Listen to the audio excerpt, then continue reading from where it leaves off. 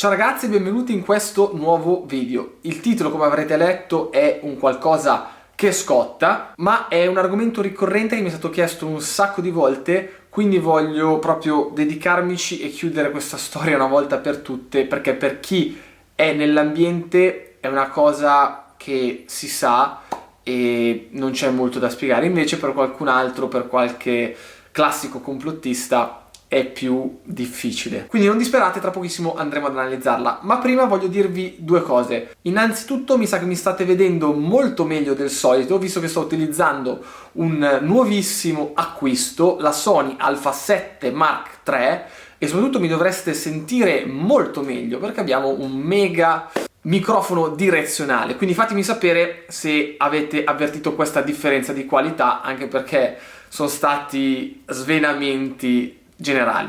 In secondo luogo, sia su Instagram che su Facebook e dappertutto mi state tartassando con la storia dei corsi di guida. Vi ripeto per l'ennesima volta, dovete scrivere a info@ridingschool.it e lì potrete avere tutte le info che volete. Basta con le info e iniziamo con l'argomento che scotta subito dopo la sigla.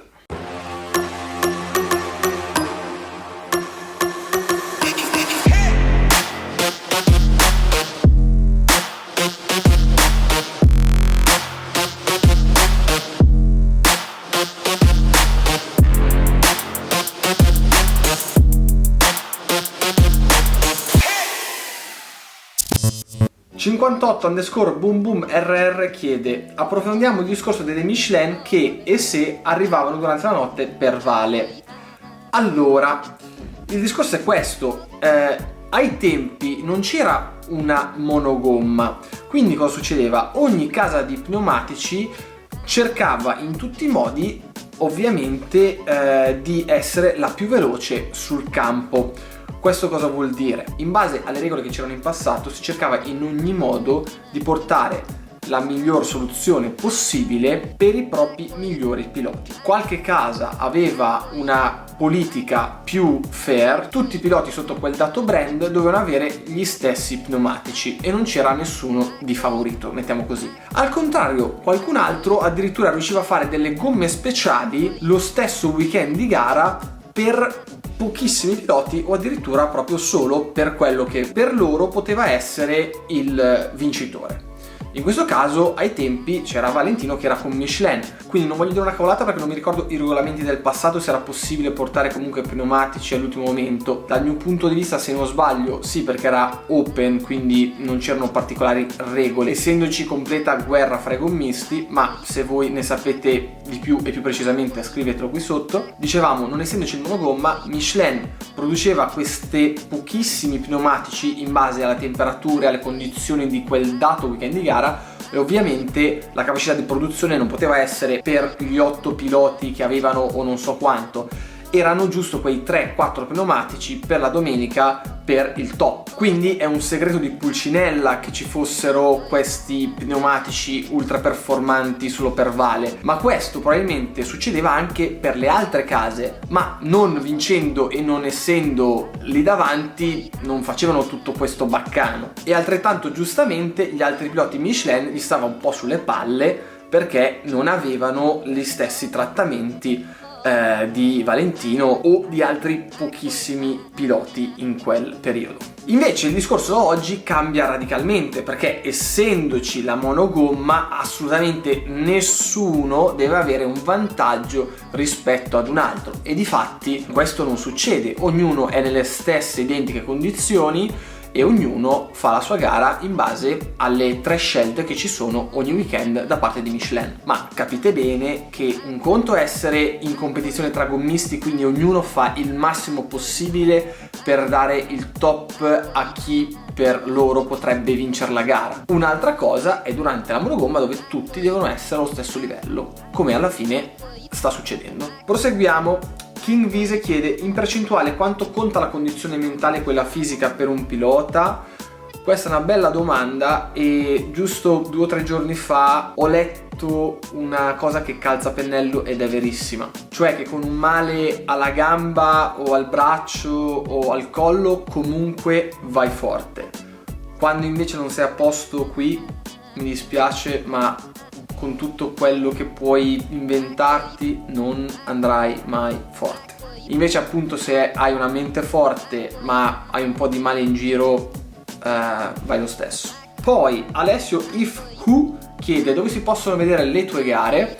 Le mie gare si possono vedere su elevensports.it, parlando del campionato che tutti voi conoscete e che vi ho fatto vedere approfonditamente, che sarebbe l'italiano insieme alla KP4 Race, BMW, Pirelli, eccetera eccetera.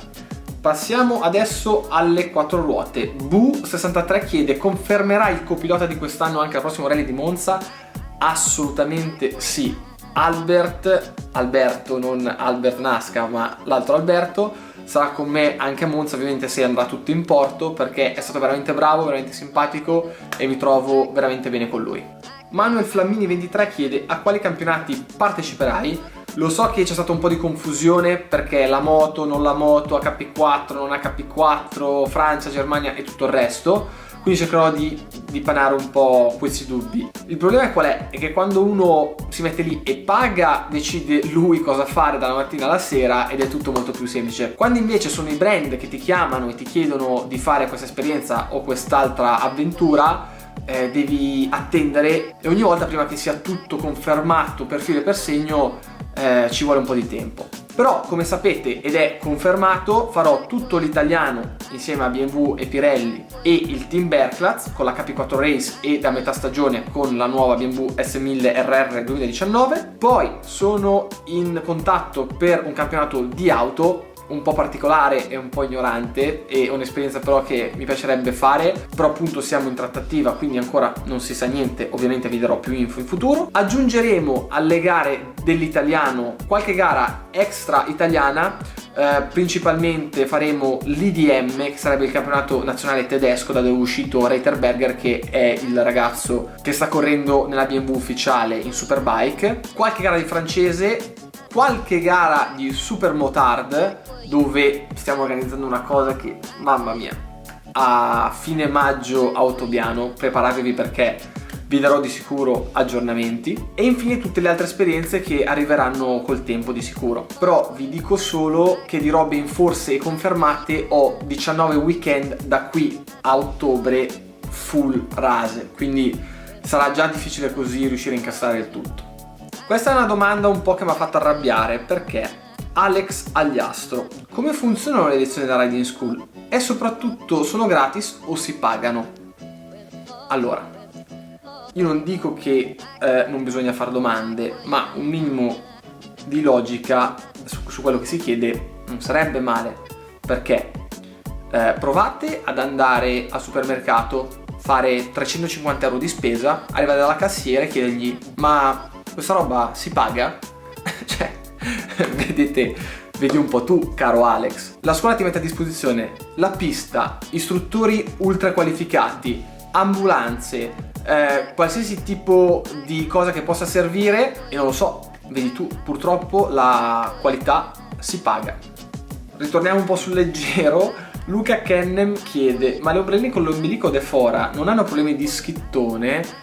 Schittone non so cosa sia letteralmente, ma immagino sia lo square house in milanese. Non dirò cos'è lo square house, quindi se volete andate a vedere su Google. Me lo sono chiesto sempre anch'io, perché sono anch'io un po' debole di pancia e appena prendo un filo di arietta rischio, quindi bisognerebbe chiedere a loro, caro Luca. Nelle prossime gare, quando ne incrocerò qualcuna, glielo chiederò sicuramente.